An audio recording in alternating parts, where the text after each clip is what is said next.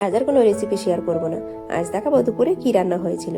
তো বাঁধাকপি, চিংড়ি মাছ, পালং শাক দিয়ে চচ্চড়ি, আমের চাটনি, আর হয়েছিল বেগুন ভাজা, আলু ভাজা, সিম ভাজা। তো আজ একটু স্পেশাল ছিল, এই জন্য স্পেশাল ভাবে রান্না হয়েছে।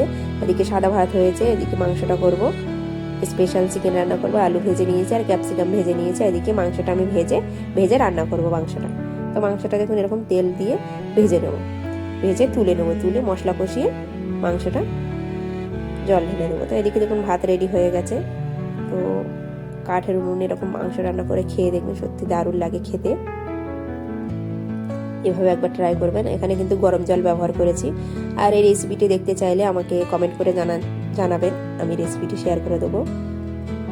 দেখুন মাংস ঝোল রেডি হয়ে গেছে। তো শরীরটা খারাপ বলে আজ সেরকম ভিডিও দিতে পারছি না। আর দেখতে পাচ্ছেন আমি কথাও বলতে খুব অসুবিধা হচ্ছে, কিছু মনে করবেন না।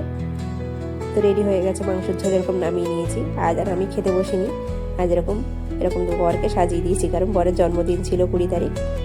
তো ভিডিওটা দেরি করে ছাড়লাম। টাটা।